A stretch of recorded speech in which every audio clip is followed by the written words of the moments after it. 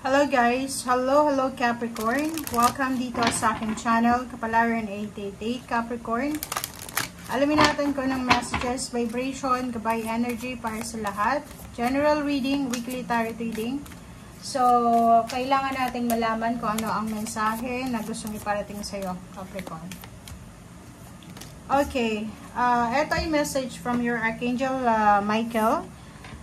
Write about your thoughts and feelings. So, parang ito ay manifestation. So, sinasabi na yung first week mo daw is pwede ka nang mag-manifest, pwede ka nang magsulat ng iyong New Year's resolution.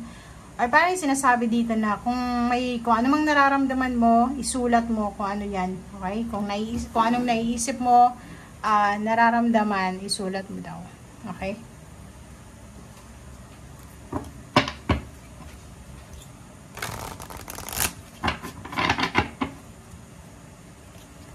Okay, Capricorn. Okay. First card natin is Winter Solstice, Reflection. And then Lotus Unfoldment. Okay. Wait lang, Capricorn.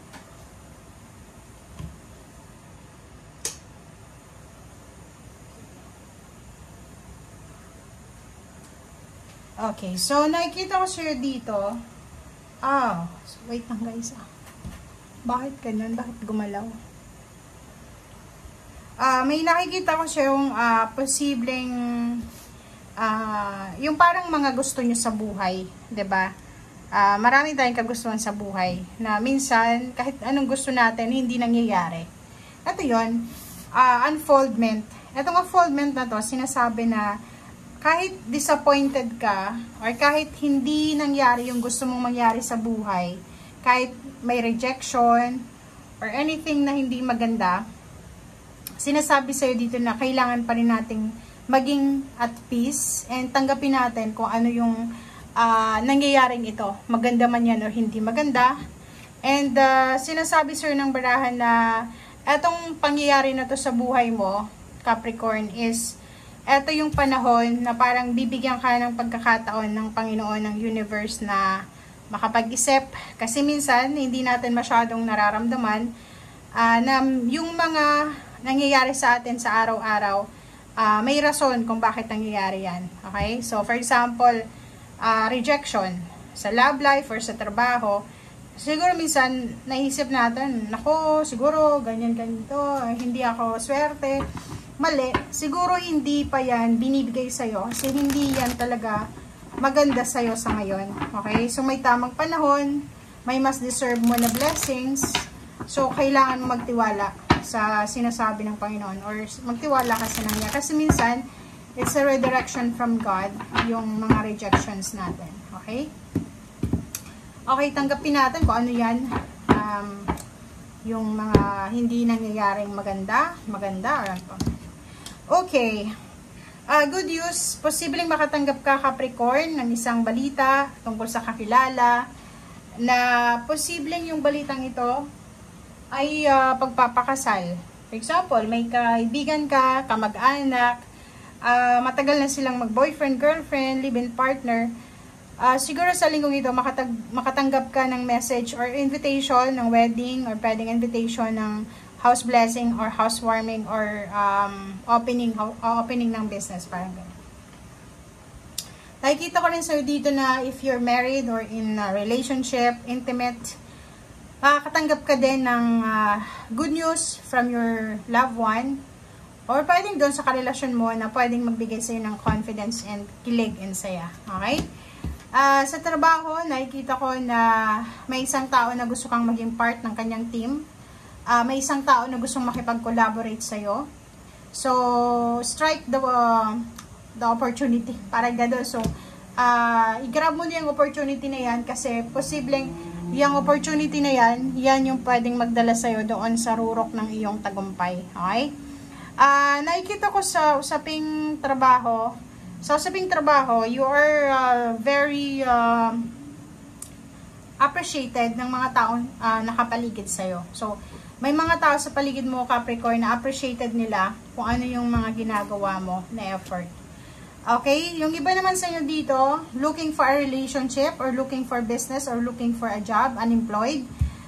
Nakikita ko sa'yo dito na huwag kang masyadong mag-alala kasi on the way na yung tulong sa'yo, emotional, financial, or pwedeng career. So, nakikita ko may kamag-anak ka, kakilala, connection na pwedeng tulungan ka niya na makahanap ng trabaho. Okay? Yun. Yung unemployed dito, or pwedeng financial problems yung pinagdadaanan niya, nakikita ko na pwedeng hindi siya makatulog sa gabi dahil sa insomniatic siya, or pwedeng ang dami niyang iniisip, so naghahanap siya ng solusyon. Meron ditong letters, chat, call, tawag, email, na posibleng matanggap ang mag-asawang to, mag-boyfriend, mag-girlfriend. Kung naghihintay ka ng confirmation, sa either visa, sa either government papers, approval, pera, sinasabi sa'yo dito, be patient kasi on the way na siya. Okay, Capricorn? Promotion, if you're looking for or waiting for promotion, or pwedeng naghihintay ka na may bigay sa'yo talaga yung pinaka-dreams mo, sinasabi sa'yo dito na wait lang guys, okay? Wait lang, huwag kang masyadong magmadali kasi on the way na siya.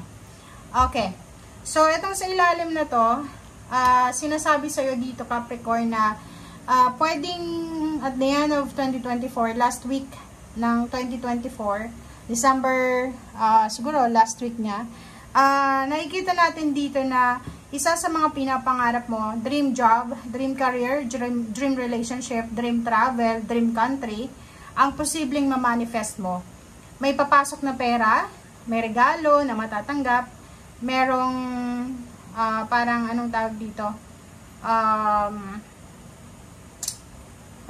approval, proposal, okay? May mahahawakan kang lump sum of money, 10,000, 1 million, 1,000, parang ganon. Inheritance, and nakikita ko na bago matapos yung taon, may pagkakataon ka na mabalanse yung iyong financial, okay? And yung the Hermit card natin dito is nagsasabi sa'yo na mag-iingat ka bago matapos yung taon, lalo na kung magta-travel ka. Ingat-ingat ka sa mga taong makakausap mo sa loob ng eroplano, sa loob ng jeepney, sa kung saan man. Kasi kung mawawalan ka ng focus, or parang sinasabi sa'yo dito na pag hindi ka masyadong naging alert, parang ganon, kung hindi ka naging alert masyado, posibleng maloko ka, ma-scam ka, or posibleng yun, makatagpo ka ng taong scammer, or makatagpo ka ng taong pwede kang lokohin, or pwede kang gawa ng hindi maganda. Okay?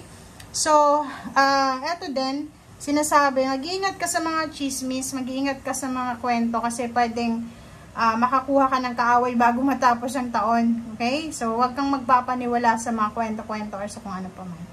Okay guys, thank you for watching. I hope na makuha mo yung energy na to. Bye!